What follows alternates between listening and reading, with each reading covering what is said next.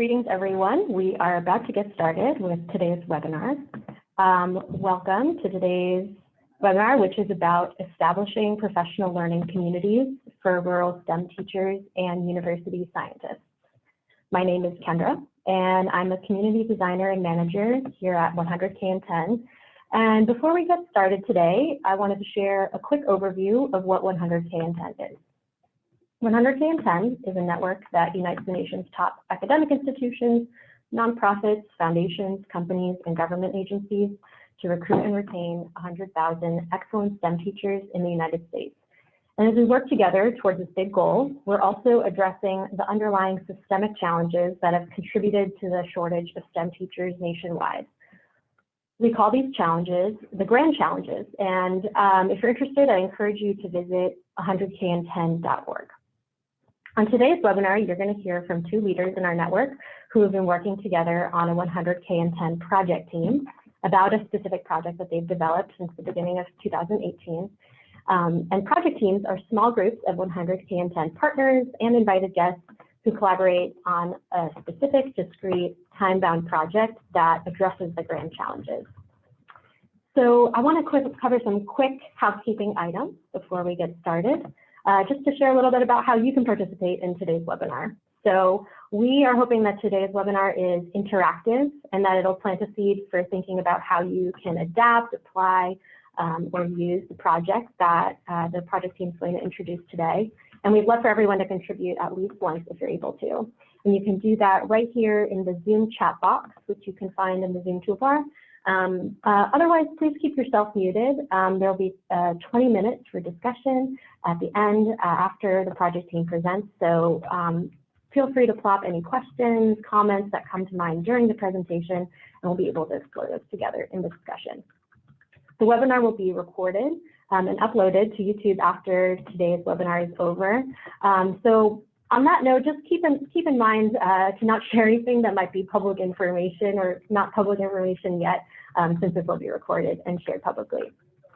If you can stay until the end, we'd love for your help with a small favor, which is a very fast 2-minute feedback survey about your experience during today's webinar. We'd be so grateful for your feedback. And finally, you'll receive this webinar recording and also a link to download the team's project tomorrow by email. So you'll be able to explore those later and share with colleagues. If you have any questions at all, don't hesitate to share that in the chat box with us and we'll respond, or you can email me at the address on the slide. So without further ado, I'd love to hand it over to Barbara and Sam, who are going to present today's webinar.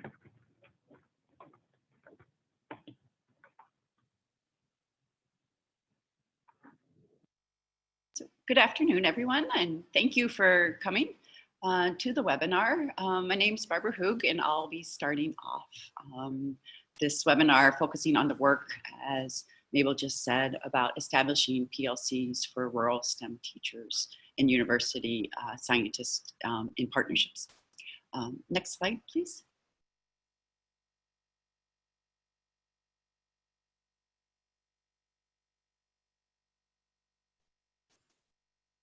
So as I said, my name is Barbara Hoog. I am a faculty member here at the University of Illinois in Urbana-Champaign. And I've been working with my colleague, Samantha Lindgren, who will introduce herself on this project since last year, January of last year. And good afternoon. I'm Sam Lindgren. Barbara and I work together at the university. My role at the university is to provide STEM professional development to teachers in Illinois and nationally.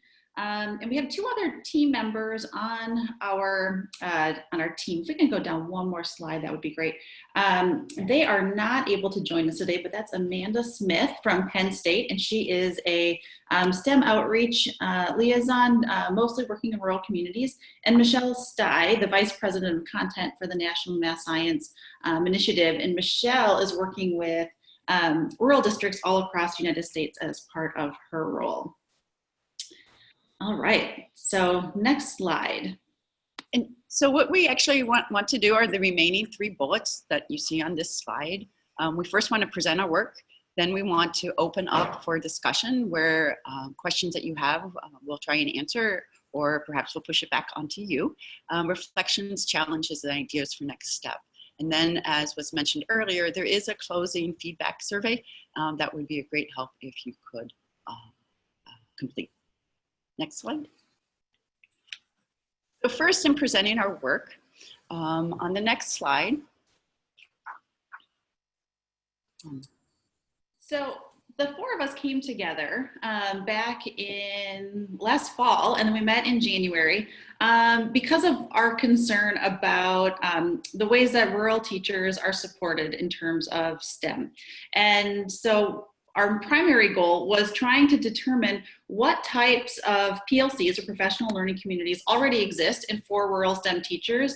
And because all of us, with the exception of Michelle, came from a university, we were wondering what types of those partnerships included university pedagogy and content experts. And so while we anecdotally knew that there were all sorts of partnerships happening across the country, we decided we need to set out to identify what those were, what current needs were, and what the current expertise of stakeholders were, so that we could define the qualities and mechanisms that supported sustainable, meaning not just one-off partnerships, but sustainable partnerships over time between STEM school or STEM teachers in schools in rural areas and to other stakeholders.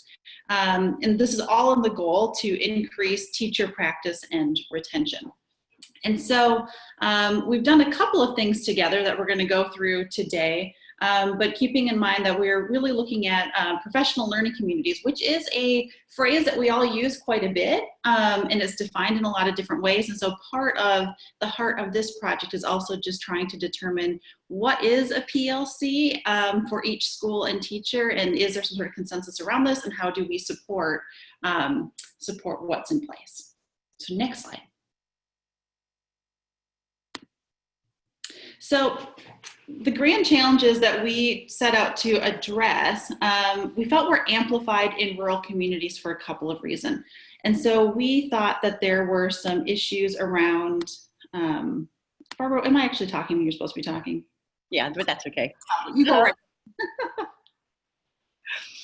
So because we are doing this work within the context of the 100K in 10 project, the larger framework, we were interested in looking to see how what the work that we were doing connects back to the work that 100K in 10 is interested in doing. 100K in 10 has identified a number of grand challenges, of which 3 of them are listed here. And we identified these 3 as being particularly relevant to our own work because, as Sam has mentioned, that we are particularly interested in how professional learning communities function, how professional learning communities actually develop and grow in rural communities. And through these professional learning communities, we believe that teacher growth, actually, which is one of the design and grand challenges of 100K in 10, will be impacted, as well as teacher leadership and teacher preparation. Specific to teacher growth, we're actually interested in learning and understanding more about what are the issues around professional development situated within these rural communities. What types of professional development do teachers actually have access to, and which areas of professional development would teachers like to have access to and be able to attend? Specific to teacher leadership, we're actually, prior works that both Sam and I have been involved in has actually focused on teacher leadership and how you actually impact teachers through a collaborative partnership model. Because of our own beliefs, we're very much interested in understanding how teachers view the trajectory of their own professional growth, both at the individual level, but then also within the larger school district or community that these teachers might find themselves in. And specific to the issues around teacher preparation, we're actually interested in both pre-service as well as in-service teacher preparation. And we feel like our projects can be situated within both of these contexts because of the shift to new standards, both within science as listed here, but also other standards in math, as well as other disciplines. And these new standards as a whole are actually requiring shifts in instructional strategies by the teachers. And so how can we actually better prepare teachers, both while within the teacher ed structure on universities and other institutions where they get certified, but then also when they're out in the field, how can we actually impact their preparation? So on the next slide, Sam will actually begin talking about some of the results of our work to date. So the very first thing that the four of us started to do was to dig deep into the literature base that already exists about rural STEM education, or just rural education in general, because as we found out, there is not a lot published specifically about STEM in rural contexts. And so we took a deep dive building off of another project from the previous cycle. They also did a lit review, and so we kind of piggybacked off that. And what we found was that there wasn't a ton of literature published, peer-reviewed literature published about rural STEM education, and almost nothing about PLCs in rural schools. That said, there's not a lot of peer-reviewed literature in this area, but there are plenty of agency and nonprofit reports. And so we looked at those as well to just try to get a whole picture of the state of rural STEM education across the country.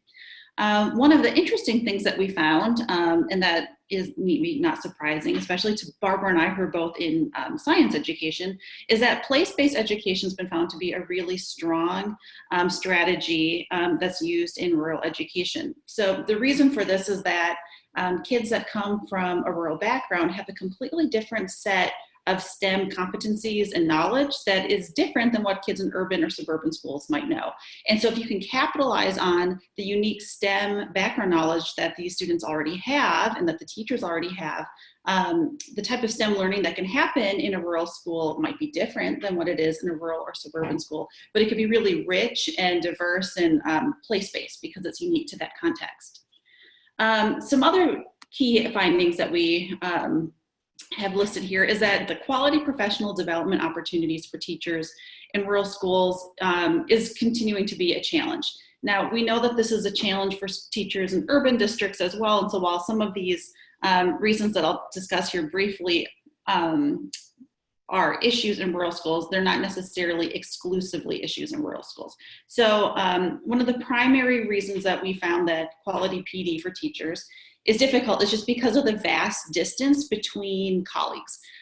So this could be that, in a district, there might only be one high school. And so if you wanted to join other high school teachers for professional development, they might work very far away from you in terms of geographical distance.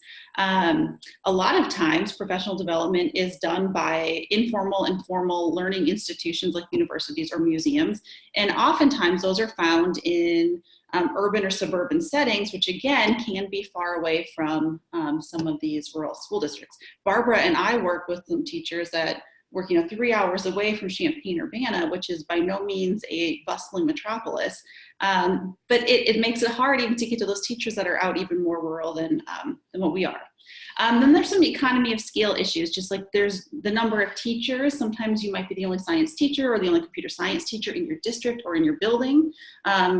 And then that also means that there's limited specialized expertise often. And then the other economy of scale issue is just in terms of number of students. So even if the spending per student is similar to what we find in an urban or suburban school, in those larger school districts, there's just more students. And so in a way, there's more purchasing power towards new STEM environments or equipment or what have you than you find in a rural school with maybe a smaller population. And so the big thing at the end here is that the gap that we found in the literature that we really needed to understand, and that we're hoping that our solution to this problem is, what is the role that PLCs are playing in rural school districts to support STEM teachers? And so there's a couple different things we needed to know in order to answer this question. And so on the next slide, Barbara's going to tell you our first step in trying to figure it out. And so what we did, as you can see on this slide, we developed a survey. This survey was meant to be an instrument that we could use in, across the country in a wide range of settings to begin to understand better, and that would actually allow us to document and tell others about the perspectives of rural teachers with regards to this issue of professional learning communities. We're very much interested in documenting the expertise of the community because we believe that there are a number of amazing things that are happening in a number of the different communities across the country, as well as being able to identify the needs of the community. We are really very much interested in understanding better how to support the teachers and their students within the construct of what they see as being something of need to them. And so we actually set out to develop a survey. And we're in the midst of actually beginning to collect the data and look at the data from this survey. And while we're interested right now in looking specifically at the needs of rural teachers and what is actually going on within the rural environments, we've come to realize that the survey that we've developed can actually be used across the country, be it in urban settings, rural settings, or even suburban settings. And so on the next slide, Sam is actually going to be talking more about specific components of our instrument. So the survey is split up into 4 main chunks or blocks. The first one is about the school and the district demographics. So we're looking at where the school is located. Is it rural, or would the respondent classify it as suburban or urban? And this allows us then to, once we get a large enough number of responses back, to make some comparisons between the different types of groups and see where we have overlap in concerns and needs and what's unique to rural schools.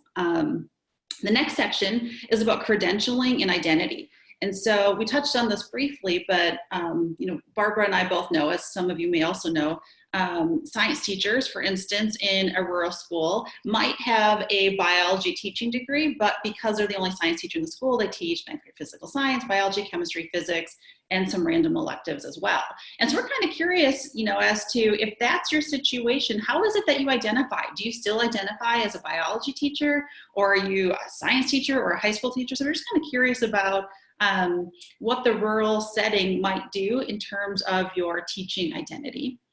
The third component is collaboration experience. And so we're looking to understand how it is that teachers are able to collaborate, teachers in their own building and schools, and in those within their district or outside of their district. What are the types of collaborations that they're doing? What platforms are they doing it? Is it face-to-face? Is it online? Just trying to get a better feel for how people are doing this.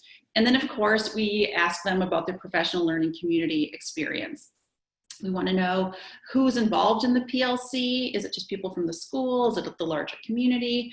We ask them to give us 2 words to describe what a PLC means to them, just to sort of get a better sense of how PLCs are being used and applied in each setting. And so like Barbara said, this survey has recently been sent out and we're getting results in, and we don't want this to just go to rural teachers because we do want comparisons and we want to get a broad understanding of the STEM PLCs going on in schools across the country. And so, Barbara,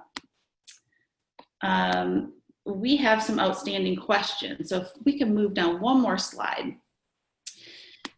The outstanding questions for the field, 2 of which that we hope to address with the survey, are what mechanisms are already in place in rural schools. We really just want to know what is already working in schools and districts in rural areas that support teachers through PLCs or other collaborative efforts. So we do address that in the survey. We also want to know the types of partnerships that teachers wish existed with outside stakeholders. This could be university content and pedagogy experts, but it could also be people at the local nature preserve or at a museum or some other, or a local business or industry. We want to know what they wish existed that they have. So we want to know what works and what they want. And then beyond the scope of the survey, we would love to ultimately know someday what partnerships university scientists and outside stakeholders wish they had with teachers in rural or otherwise situations, because we hear frequently from local businesses or or other sort of government agencies that they wish they had relationships that were sustainable and long-term in the schools, but they don't know how to do that and they're not doing it yet. So in the future, we would really like to know the answer to that question as well. If we go to the next slide, please. And here, this just is a brief slide to lay out what's next for our group. We're interested, obviously, in finishing the data collection. And as I said, and Sam has mentioned, the data is beginning to come in. And so we're excited to see that teachers and others are beginning to fill in the survey. And then we actually will dig in and actually begin to look to see what is it that we actually have got. What are we actually learning when we actually look at the data and begin analyzing it? We are very much interested in disseminating the findings through a broad range of types of networks. Obviously, we're interested in talking with the 100K and 10 network, with individual people within the group, as well as larger organizations maybe associated with 100K and 10. We are also interested in presenting our findings at different conferences, be it teacher conferences or science education research conferences, as well as other disciplines. We're interested in doing that. And finally, if appropriate, we're interested in actually putting it out in journal publications to try and reach as broad of an audience as possible. And one of the other things that we're in the midst of is actually beginning to think about, how best to move forward the project, and what sort of additional funds can we actually get through, federal grants, through foundations, and different organizations to hopefully continue the project work. And so on the next slide, what we would actually like to do now is really open it up for questions that you might have for us, as well as giving us your own experiences with this type of work. And maybe we can talk through some challenges and or different ideas that people have for moving this type of work forward. So, any questions?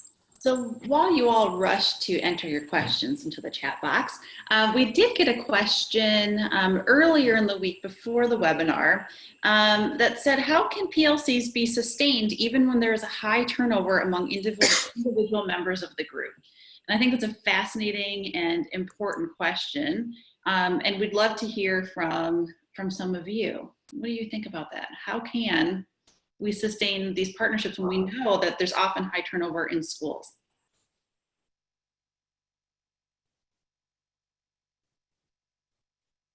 Hi, Sam. I'm Brittany. I'll jump in because I don't like silence. And I'm terrible at practicing wait time. So we've been engaging in some work with algebra teachers in rural Texas. And I'm curious, there's so many definitions out there for rural and remote schools. And some of these schools are very, very well resourced. Some of them not so much. Those patterns of mobility, if you've observed any. And then your thoughts about potentially capitalizing on social media and some of those online networking forums to kind of get around this transiency, because some of what we observe out in East Texas and Northeast Texas is that teachers are kind of moving districts within the area, so they still know each other, they still have those connections. So I guess my response and answer with a question is, what do you think about local context mattering, and also kind of about the economic pieces? And then the potential of social media to leverage both of those. Barbara, it looks like you were nodding. Do you want to start?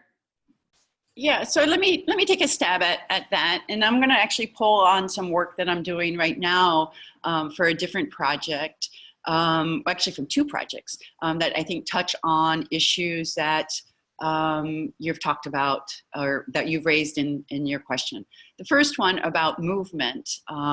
One of the projects that Sam and I are involved in, we actually have seen that in that, in a group of schools or school districts just south of us, Some teachers left and some teachers shuffled in to that group, and they all knew each other.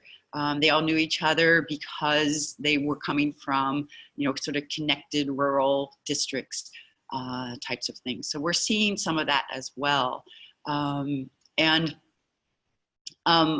actually think it was fascinating to me, really, to see that, the community that, this community stayed constant, or was stable, in that even though teachers were shifting schools, they already knew each other. They were comfortable with each other. And so it was almost like they, simply, picked up and moved over one, but they still remained all in contact with each other via a broad range of networks that they had established. And so I actually think that's a strength of the districts that we're working with, that they are able to sort of move teachers as such, in one district into another, from one district into another. Regarding your question about social media, a different project that I have, we're piloting some curriculum materials, and the teachers who are volunteering and participating in that project have gotten together every Thursday evening or every other Thursday evening to actually talk about the curriculum, actually using a Zoom forum similar to this. And while that isn't necessarily social media, it is a newer version of communicating. And I have been absolutely fascinated by the type of discussions that actually happen via the Zoom system, the friendships, as well as the collaborations that actually get established by that, has been, I think, remarkable. And it's actually given me hope, so to speak, in using this type of system and technology in a more systematic way. It was almost a happenstance that we created these support groups using the Zoom system, but it's been absolutely amazing. And it's something that I'm very much interested in continuing. I'm going to piggyback off Barbara for just a second. And I think, Brittany, you had said one more thing, or made a comment about how rural is defined. And I'm glad that you brought that up, because there are very many ways to define rural, and no rural school is the same, just as no suburban school or urban district are the same. And so making sweeping generalizations about funding or distance is obviously not appropriate. And so the first component that we discussed in the survey does try to tease out some of that information, so that we can kind of see how people in different areas are defining rural. I'm a city girl and I live in Champaign-Urbana now, and I have a tendency to call this place rural. And everybody who's lived here for their whole lives argues with me that it's small urban. And I'm like, okay, fine, but I only have to go so far before I see cows. And so we do all, define this differently. And I think it's important that we remember that context does matter, and that we don't make too big of generalizations there. And so thanks for bringing that up.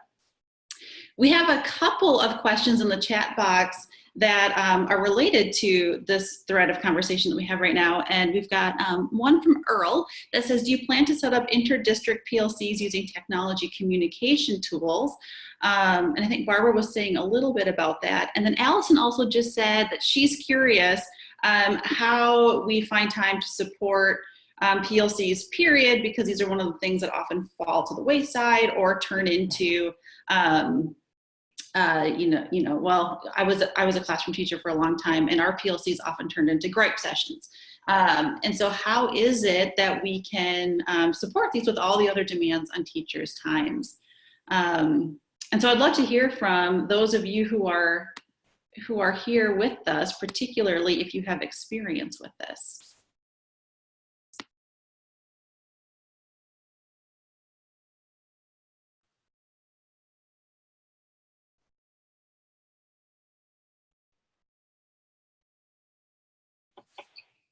I can jump in. I'm not much better with wait time as other people are.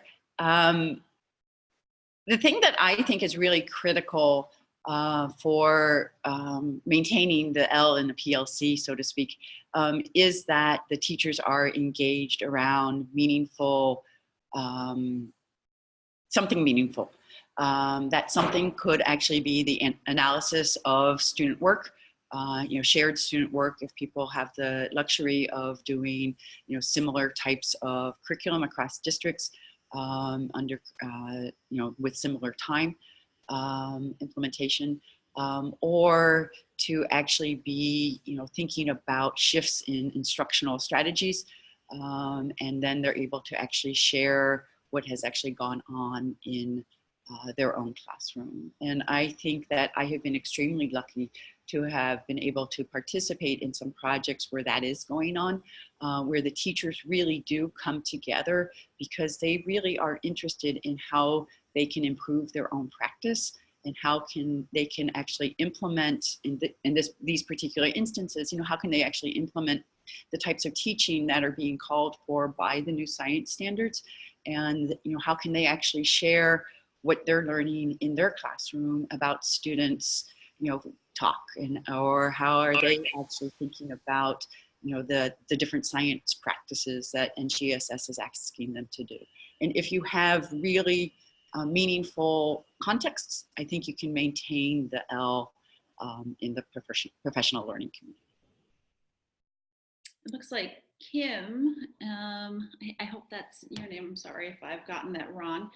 Kim has just posted in the chat box that in her experience that they would dive into the data as a PLC to see where groups of their students were falling short and then come up with ideas to better support those students. And that's, in my opinion, based on the reading that I've done and my participation in PLCs as well, I would say that these are some sort of key ideas, and not only maintaining the L in PLC, but sort of enhancing what's happening in your classroom across the board, from your own professional growth to supporting your students. In one of the projects that Barbara and I work on together with some teachers, which is interesting because it's a mix of teachers from the Chicago area and then teachers from downstate Illinois in rural areas, is that we would have them go through some sort of like analyzing student work protocols. There's a lot of different types of methods that you could use this, but it's amazing to watch teachers support each other and to look at very specific student data sets with each other and help them go through it. And Kim, I don't want to put you on the spot, but if you wanted to jump in and tell us a little bit more of your experience, that would be great, or anyone else too.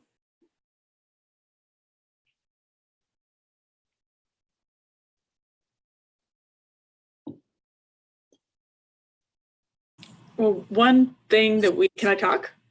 I guess, can you hear me? One thing that we did was we found that a lot of students weren't even able to communicate what they were thinking scientifically and coming up with ways to analyze their data. And so I had learned at another workshop a way to kind of help students present orally in front of the whole class some of their questions when looking at their data, and then the whole class kind of gets involved with helping the kids analyze it. I know this sounds like it's not really making sense, but it's bringing the whole class into a conversation, and it was helping kind of the kids that were really struggling trying to make data just by listening to the conversation and participating in it as a whole class. And so we saw kids were lacking the ability to think through data. We tried a way to get kids more involved in the discussion, and I was noticing it work in my class, and so some of the other teachers would come watch, and then they try it in their classes. So we just kind of tried things together and worked to see what worked well, got together and worked well, and we started gathering data over the year, and we kept working on it the following year, and we started to notice that, oh, kids are not starting to see patterns, and how can we do a better job in teaching kids to see patterns? So just us working together helped us come up with more questions, and I think do a better job at reaching all students, but particularly the students that were having a hard time just making sense of data and how to analyze it.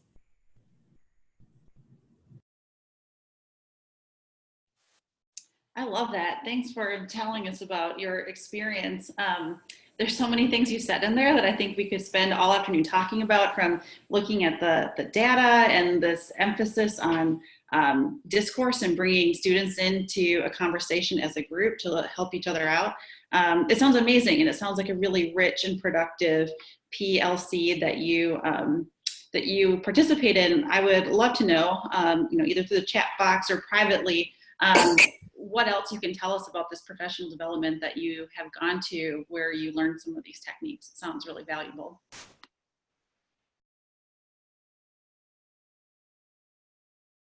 Well, it's actually through a program called Partners in Science, who I work for now. I'm not a high school teacher anymore. I was for 17 years. So it's a program called Partners in Science, which does professional development for science teachers, as well as connect teachers in rural areas and suburban and urban with university researchers. So it's kind of a big program, wonderful program.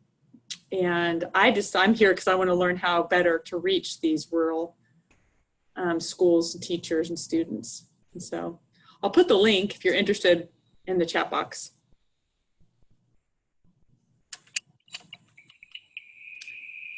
Thank you. So the one thing that I thought was interesting in the story that was just told, or the examples that were just given, is the how when one gets into a PLC, it's almost this process that keeps going, and I think, or it's a process that can keep going, and that if teachers are asking questions about their own practice and about how they can better support their students' learning, and really carefully examining what's actually going on in the classroom or what students are or aren't doing, that oftentimes leads to additional questions for teachers to ask. And that then turns, and the whole process sort of keeps going in that sense. So that was one thing that I thought was a really interesting point that was just raised. And then the other thing is the use of video.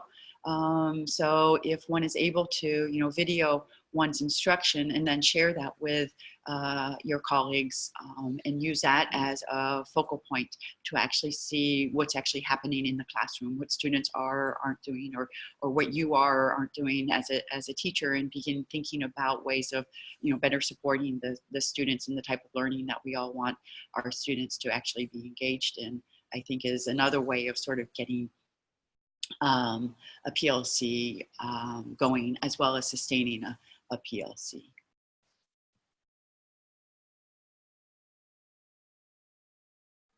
And in regards to the last point that was raised about, how do we actually identify teachers, or how do we reach out to teachers? How do we actually, get teachers into these types of networks? I think that would be an amazing question to throw back to people, and to see how you have been successful in working with teachers, or getting teachers, recruiting teachers who are in sort of far-reaching parts of different states. Does anyone have ideas or suggestions for that?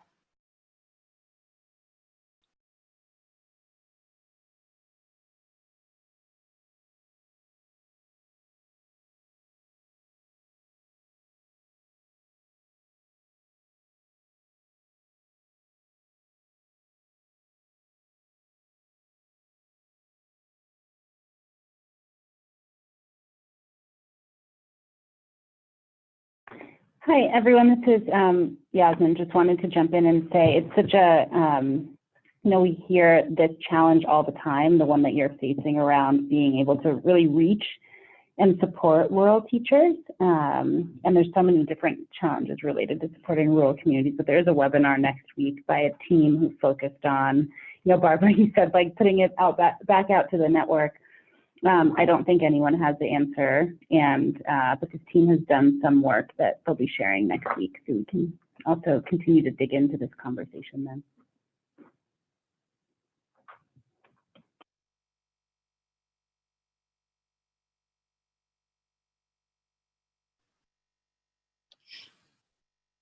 So just to sort of give one example of how it's worked for both Sam and myself is that we were actually lucky enough to have been awarded a state MSP grant, Math Science Partnership Grant, that was funded through the Department of Ed. And as a result of that project, we did work with the Regional Office of Education, one of the more rural ROEs here in the state of Illinois, and they helped us recruit teachers from their region. And as a result of initially having, this funded grant, and we realized how lucky we were to actually have a project that was funded and that could support teachers in curriculum development and actually in the formation of PLCs. Now that the grant has ended, we do have a network of teachers that we're continuing to work with, and hopefully working to extend our network by having them bring in their colleagues and then bring in, sort of the neighboring school districts and things of that sort. And what's been really interesting for that project was, as part of that project, as one of the requirements is that we were to work with the administrators within the teachers' buildings and within their districts. And while we weren't necessarily successful in reaching out and contacting all of the administrators due to a whole host of different reasons, we were able to connect with a number of them. And it's now through that administrator-teacher collaboration that we feel we're beginning to actually build our network and expand outwards in perhaps a more sustainable way of working with teachers with the work that they're interested in actually continuing. And so it takes time. It's really one of the lessons that we've learned, and that you have to be willing to go at an incremental pace, but it is possible.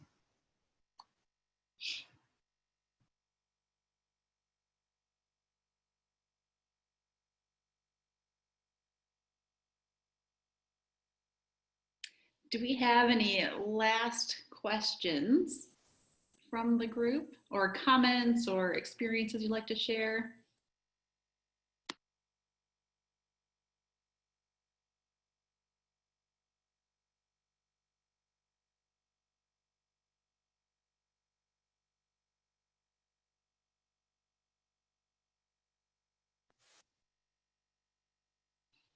Okay, I think that might have been 7 seconds. I was practicing my wait time there. I think that we can go ahead and share our contact information with you. We'd love to keep in touch. And please feel free to email Barbara and I if you have any questions or ideas, or if you want to tell us more about your experience in PLCs or anything. If you are in contact with STEM teachers, we'd love for you to share with them our survey. I'm going to copy this link down into the chat box, and we'd love for you to send it out to all of your STEM teacher friends and family. So I'll stick that in the chat box right now. Maybe. There we go.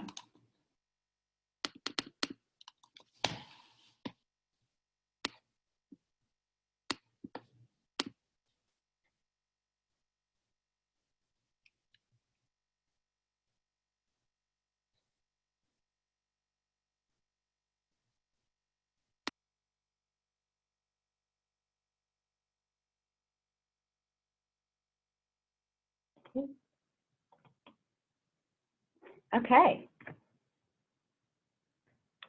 Yep. So this is Yasmin again here at 100K in 10. Thank you everyone for joining. As I mentioned before, we have 2 other rural project teams and a lot of interest in the network around supporting rural teachers. So one of the things that we're doing is supporting the development of a micro network focused on rural STEM teaching. We're doing it in collaboration with Rebecca Theobald, one of our partners and a leader of another rural project team. So no real call to action now, just wanted to let you know that this is coming.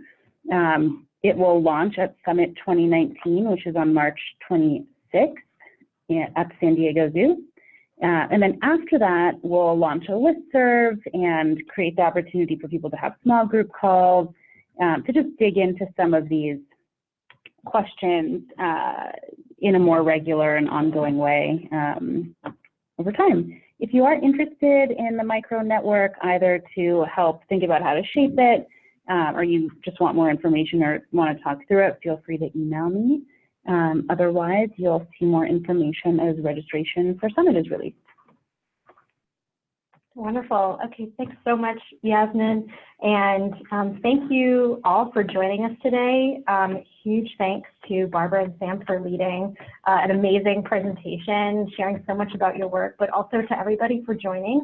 If you can stay for 2 more minutes, we wanted to invite you to take a look at your email inbox. And you should have received an email from Team 100K10. And in that email is a link that will take you truly 2 minutes or fewer. And we'd love your feedback about your experience in joining today's webinar. We take your feedback very seriously and would be so appreciative to hear about your thoughts. So right after we sign off, take a look for that survey and fill it out right now. And as a heads up, we will be sharing this recording as well as a link to the survey and also to the report that Sam and Barbara's team have pulled together over the past year. And as Yasmin mentioned, there are some other, there's another webinar happening next week, October 24th, that's also about supporting rural STEM teachers. And also we'll point out another one about rural PLCs on November 29th, but this is also, there are 6 more webinars that we're sharing this fall, and we invite you to join us for those as well. So again, big thanks to our hosts today. Thanks so much for your work and for leading us in really a wonderful discussion. And to everyone else, thanks for your feedback in that survey, and we look forward to seeing you next time. Thank you. Thanks, everybody. Thank you all. Thank you.